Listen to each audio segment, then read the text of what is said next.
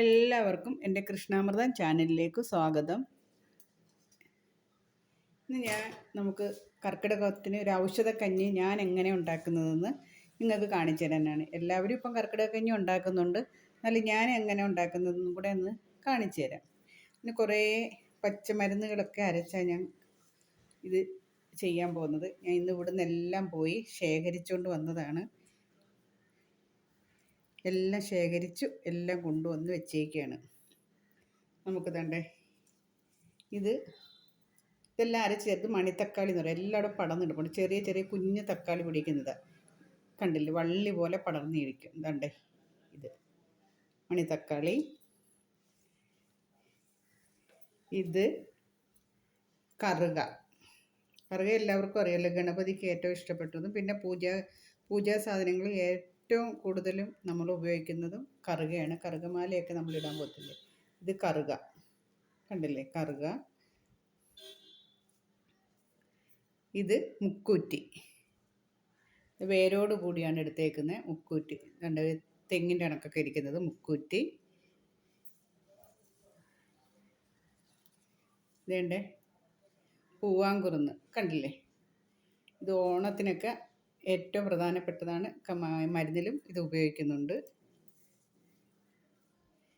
ഇത് മുയൽ ചെവിയൻ കണ്ടില്ലേ, നമ്മളെ ഇന്ന് പറമ്പിലൊക്കെ ധാരാളം നിൽപ്പുണ്ട് മുയൽ ചെവിയൻ. ഇത് തൻ്റെ ചെറുള കണ്ടില്ലേ, മൂത്രാശയ രോഗത്തിന് ഏറ്റവും ഫലം ചെയ്യുന്ന ഒരു സാധനമാണ് ചെറുള. ഇപ്പോഴൊക്കെ ധാരാളം പിടിച്ചു കിടപ്പുണ്ട് കേട്ടോ. ചെറുളയൊക്കെ ഉണക്കി പൊടിച്ച് വെച്ചിരുന്ന ദാഹശമനിയായിട്ട് ഉപയോഗിക്കാം. മൂത്രതടസ്സമൊക്കെ ഉണ്ടാകുന്നതിന് മാറിക്കിട്ടും. ഇത് കീഴാർ നെല്ലി. ഇതിനകത്ത് താഴെ ഒരു നെല്ലിക്ക പിടിച്ചിങ്ങനെ കിടക്കുന്നത് കൊണ്ടാണ് കീഴാർ നെല്ലി എന്ന് പറയുന്നത്. ഇത് ഏറ്റവും നല്ലതാണ്, ഒരു ഔഷധമാണ്. പനിക്ക് മഞ്ഞപ്പിത്തത്തിനൊക്കെ ഏറ്റവും നല്ലതാണ്. ഇത് തഴുതാമ, തോരൻ വയ്ക്കാം. നീര്, പിത്തം, ഛർദി എല്ലാത്തിനും ഏറ്റവും നല്ലതാണ്.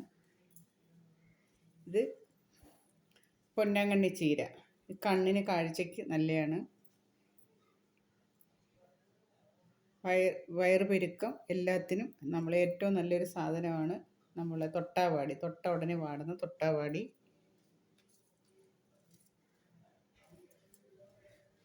പിന്നെ പനിക്ക്, ജലദോഷം എന്നെല്ലാത്തിനും പറ്റിയതാണ് ഞവര. ഇത്രയും സാധനങ്ങളാണ്. ഇത് ഇത്രയും കൂടെ ഒന്ന് കഴുകി നല്ലോണം കഴുകി വൃത്തിയാക്കി നമുക്ക് അരച്ചെടുക്കണം. ഇനി കഞ്ഞിക്ക് വേണ്ടുന്ന സാധനങ്ങളാണ് അടുത്ത കാണിക്കാൻ പോകുന്നത്. ഇനി നമുക്ക് കഞ്ഞിക്ക് വേണ്ടുന്ന സാധനങ്ങൾ എന്തൊക്കെയാണെന്ന് ഞാൻ കാണിച്ചു തരാം. ദേ പുഴുക്കലരി, സാധാരണ എല്ലാവരും നെവരരിയൊക്കെ അരിയാണ് ഇടുന്നത്. ഞാനിത് ഉണക്ക പുഴുക്കലരി എടുത്തേക്കുന്നത്. അതിന് വേണ്ടുന്ന ഇന്ദുപ്പിന് പകരം ഞാൻ ഇപ്പോൾ കല്ലുപ്പ് എടുത്തിട്ടുണ്ട്. പിന്നെ കുറച്ച് എള്ള് എടുത്തിട്ടുണ്ട്. ഇതേണ്ട ഉലുവ ഒരു പിടി എടുത്തിട്ടുണ്ട്. ജീരകം എടുത്തിട്ടുണ്ട്. 2 വെളുത്തുള്ളി, ഒരു ചുക്ക് എടുത്തിട്ടുണ്ട്. പിന്നെ ഗോതമ്പ് കുതിർത്ത് വെച്ചേക്കാണ്. ഗോതമ്പ് കണ്ടില്ലേ, ഗോതമ്പ് എടുത്തിട്ടുണ്ട്. ഉലുവ എടുത്തിട്ടുണ്ട്. ഇതെല്ലാം കഴുകി വെച്ചേക്കുന്നത്. പിന്നെ ഇതുണ്ട് പയറും വൻപയറും കൂടി എടുത്തിട്ടുണ്ട്. ചെറുപയറും വൻപയറും എടുത്തിട്ടുണ്ട്. ഇത് കുറച്ച് തിനയാണ് ഞാൻ വെള്ളത്തിലിട്ടേക്കുന്നത്, അത് കുതിർന്നിരിക്കുകയാണ്, നല്ലതാണ്.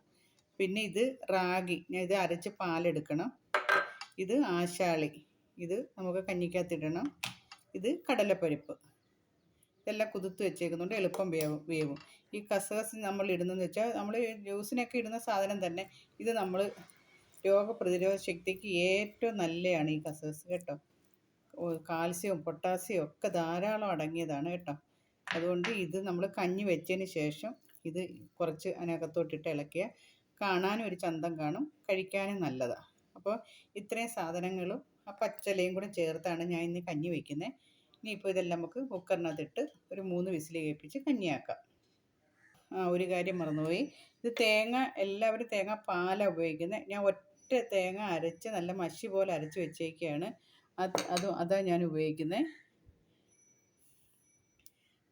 അത് മൊത്തത്തോട് ഞാനങ്ങ് ചേർക്കും. ഇതിപ്പോൾ ഒരു നേരത്തേക്കുള്ള കഞ്ഞിക്കുള്ള സാധനങ്ങളാണ് കേട്ടോ. നിങ്ങൾക്ക് ആവശ്യാനുസരണം എടുക്കാം. ഓക്കെ, എല്ലാവർക്കും എൻ്റെ ഈ കഞ്ഞിയുടെ കൂട്ടുകളെല്ലാം ഇഷ്ടപ്പെട്ടെന്ന് വിചാരിക്കുന്നു. എല്ലാവരും ഇതുപോലെ ചെയ്ത് നോക്കണം. നല്ല ടേസ്റ്റാണ് കഞ്ഞി കുടിക്കാൻ. ഞവരരി ഇവിടെ പോയപ്പോൾ നമുക്ക് കിട്ടിയില്ല. അതുകൊണ്ടാണ് ഞാൻ ഉണക്കപ്പുഴുക്കലരി വാങ്ങിച്ചത്. ഇനി അത് വാങ്ങിച്ച് ഒരു പ്രാവശ്യം ഒന്ന് വെക്കണം. ഇനി നമുക്കിതെല്ലാം ഒന്ന് കുക്കറിലോട്ടിട്ട് ഒന്ന് വേവിക്കാം. അപ്പോഴത്തേക്ക് പച്ചമരുന്ന് ഒന്ന് അരച്ച് കഴുകി വൃത്തിയാക്കി ഒന്ന് അതിൻ്റെ നീരും കൂടെ എടുത്തുകൊണ്ട് വരാം. ഓക്കെ.